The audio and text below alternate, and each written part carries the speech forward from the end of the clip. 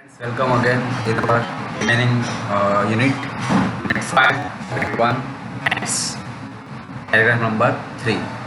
Such behavior, કેટલુંક વર્તન, સચ એટલે કેટલું, બિહેવિયર એટલે વર્તન, શોઈંગ દર્શાવે છે અડેપ્ટનેસ એટલે કહેવાય કે કૌશલ્યતા, એની સ્કિલ ઓફ એન્ડ્સ એટલે કીડીની. તો કીડીની કેટલીક જે કાબેલિયત છે, કૌશલ્યતા દર્શાવે છે. હેઝ બીન નોટિસ, જે ધ્યાનમાં લેવામાં આવ્યું, સ્ટડીડ બાય મેની, અને ઘણા બધા લોકોએ એના પર અભ્યાસ પણ કર્યો છે.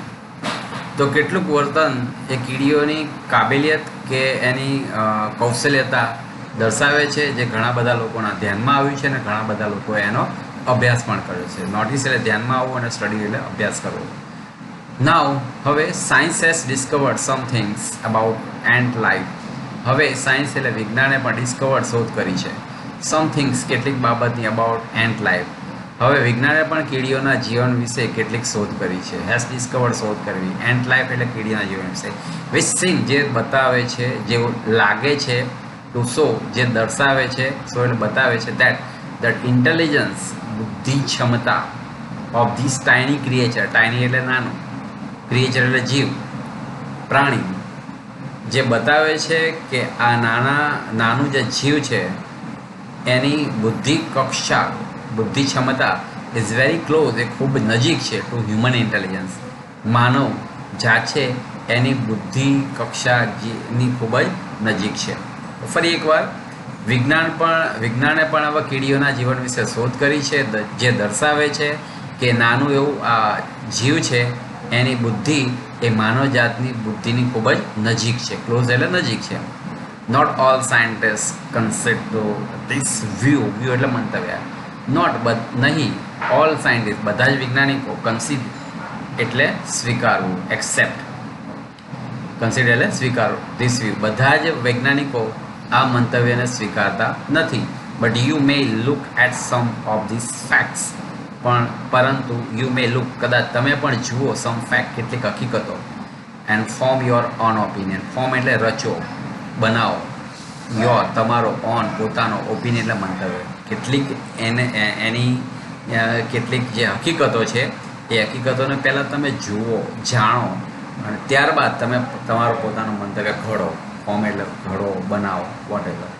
ફરી એકવાર કેટલુંક વર્તન જે કીડીની કૌશલ્યતા છે એ દર્શાવે છે કે અને એના દ્વારા ઘણા બધા લોકોએ એને ધ્યાનમાં લીધું અને ઘણા બધા લોકોએ અભ્યાસ પણ કર્યો છે. હવે વિજ્ઞાને પણ કીડીઓના જીવન ઉપર શોધ કરી છે, જે દર્શાવે છે કે આ નાનું જેવું જીવ છે એની બુદ્ધિ કક્ષા છે એ માનવ જાતની બુદ્ધિની ખૂબ જ ક્લોઝ, નજીક છે. બધા વૈજ્ઞાનિકો આ મંતવ્યને સ્વીકારતા નથી, પરંતુ તમે એની કેટલીક હકીકતોને જુઓ, જાણો, અને ત્યારબાદ તમે પોતાના મંતવ્યને ઘડો.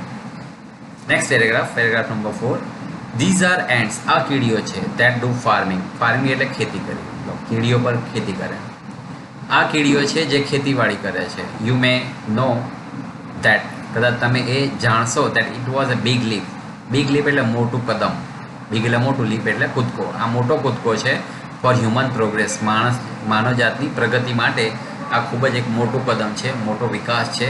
વેન મેન ગેવ અપ, જ્યારે માણસે ગીવ અપનું ભૂતકાળ, ગેવ અપ છોડી દીધું હતું. Bing full time hunter, hunter એટલે શિકારીનો વ્યવસાય. આ માનવજાત માટે એક મોટું કદમ હતું કે જ્યારે માણસે પૂરા સમયનો પોતાનો શિકારીનો વ્યવસાય છોડી દીધો હતો. ગેવ અપ એટલે છોડી દેવાનો, હન્ટર એટલે શિકારીનો. એન્ડ ટૂંક અને લીધું, ટુ ફાર્મિંગ, અને ખેતીવાડીને સ્વીકારી હતી, તો ખેતીવાડી કરવાની એણે શરૂઆત કરી દીધી હતી. સિમિંગલી એ જ રીતે, સિમિંગલી એટલે એ જ રીતે, the umbrella ants of South America, દક્ષિણ અમેરિકાની અમ્બ્રેલા જાતની કીડીઓ have taken the same step in their small way. એમણે પોતાના નાના એવા રસ્તામાં આ નાનું એવું પગલું લીધું છે. they are called, તેમને કહેવામાં આવે છે, by that name, તેમને અમ્બ્રેલા કીડીઓ કહેવામાં આવે છે, because they are often, કારણ કે તેઓ વારંવાર, ઓફન એટલે વારંવાર, શું કરતી જોવા મળે છે? seen carrying એટલે લઈ જતી. શું લઈ જતી? તો large pieces of leaf, large એટલે મોટા, પીસીસ એટલે ટુકડા, લીફ એટલે પાંદડાના, ઓવર ધેર હેડ એમના માથા ઉપર. તો આ અમ્બ્રેલા જાતિની કીડીને અમ્બ્રેલા કીડી એટલા માટે કહેવામાં આવે છે કારણ કે તેઓ વારંવાર સીન કેરિંગ લઈ જતી જોવા મળે છે.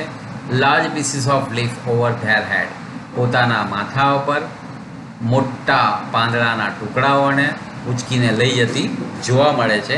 લાઈક અમ્બ્રેલા, મોટું પાંદડું હોય પોતાના માથા પર ઢાંકી દે એટલે આખું લાગે છત્રી પર ઓઢી હોય એવું લાગે, એટલે એનું નામ અમ્બ્રેલા એન્ટ્સ પડ્યું. પ્રશ્ન પૂછાય બી એવો કે why do we call them umbrella ants? because they are carrying large pieces of leaf over their heads like umbrella, છત્રી જેવું લાગે છે. they take these pieces of leaf to their nest. તેઓ લઈ જાય છે these pieces આ ટુકડાઓને, leaf એટલે પાંદડાના, to their nest એટલે પોતાના દરમાં, તેઓ આ ટુકડાઓને પોતાના દરમાં લઈ જાય છે. where they chew them up nicely, જ્યાં તેઓ સરળતાથી ચાવી જાય છે. chew એટલે ચાવી જવું, ખાઈ જવું, કરડી ખાવું. afterwards ત્યાર પછી they make a bits of these chewed up leaves. chewed up એટલે ચાવી ચૂકેલા આ પાંદડાઓ છે એ પાંદડાઓની એક બેડ બનાવતા, ક્યારી બનાવતા. બેડ એટલે ક્યારી બનાવી. on these beds આ ક્યારીમાં grows a kind of fungus. fungus એટલે ફૂગ. આ ક્યારીમાં એક જાતની ફૂગ ઉગતી, grows એટલે ઉગવું, which is the food of ants, જે કીડીઓનું ભોજન છે, ખોરાક બની જાય છે. અગેન એક વખત જોઈએ ફરીવાર.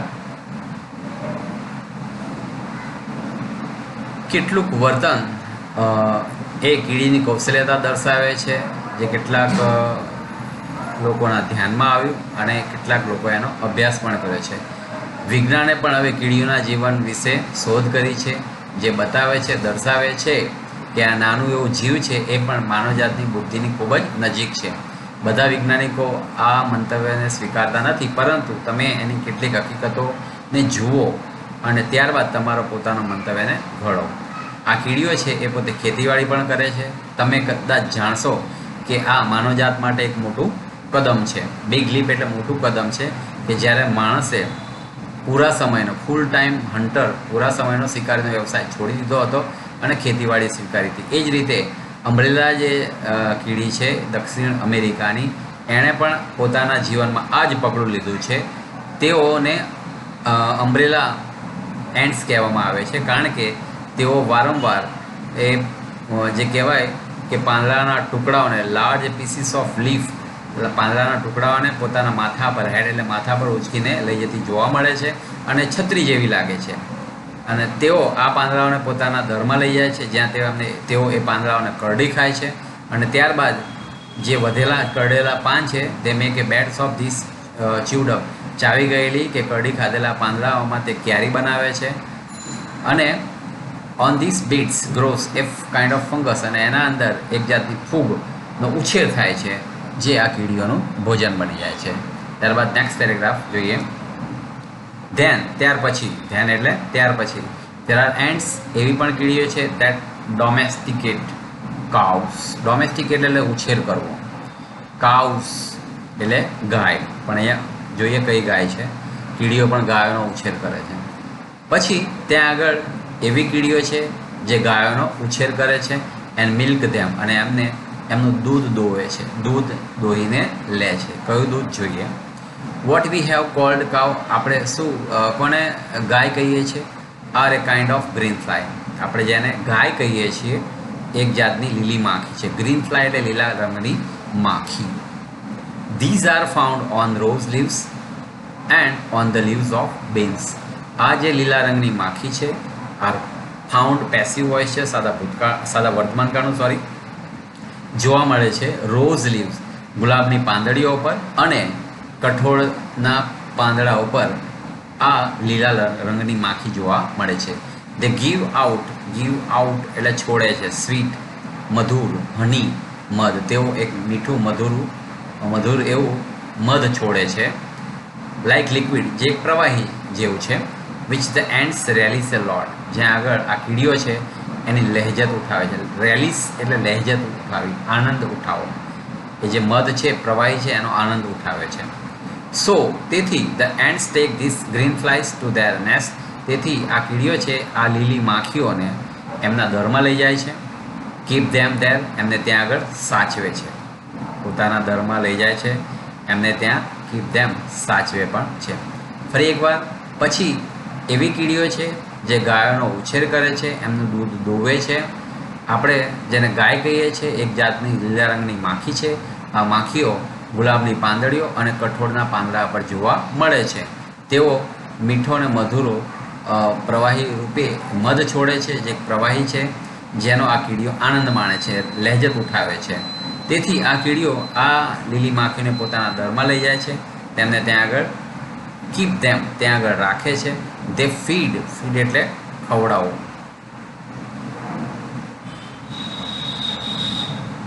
તેમને ખવડાવે છે. Protect them from there enemies, એમના દુશ્મનોથી, એનિમીઝ એટલે દુશ્મનોથી, પ્રોટેક્ટ એટલે રક્ષણ કરે છે. એન્ડ દે મિલ્ક ધેમ, અને પછી એમનું દૂધ પણ એ મેળવે છે. પ્રેસિંગ ધેર સાઇડ્સ, પ્રેસિંગ એટલે દબાવો. જે લીલી માખી છે એને બાજુમાંથી દબાવે છે, જેન્ટલી, ધીમેથી. And making them give out their honey, અને એમાંથી શું મેળવે છે? હની. હની એટલે એક જાતનું મધ છે, ગીવ આઉટ, એમાંથી છૂટું પડે છે અને આ કીડીઓ એનો આનંદ ઉઠાવે છે. Next paragraph. એન્ડ્સ, કીડીઓ. વી આર ટોલ્ડ, કીડીઓ. વી આર ટોલ્ડ, આપણને જણાવવામાં આવે છે. વી આર ટોલ્ડ એટલે આપણને કહેવામાં આવે છે, આપણને જણાવવામાં આવે છે. એન્ડ્સ પ્લે ગેમ, આ કીડીઓ રમતો રમે છે. નર્સ ધેર સિક, સિક એટલે માંદી, બીમાર કીડીઓની શું કરે છે? સારવાર કરે છે. નર્સ કરવું એટલે સારવાર કરવું. જે આપણે નર્સ હોય છે દવાખાનામાં, એ શું કરે? સારવાર કરે. એના પરથી આ લેવામાં આવ્યું છે.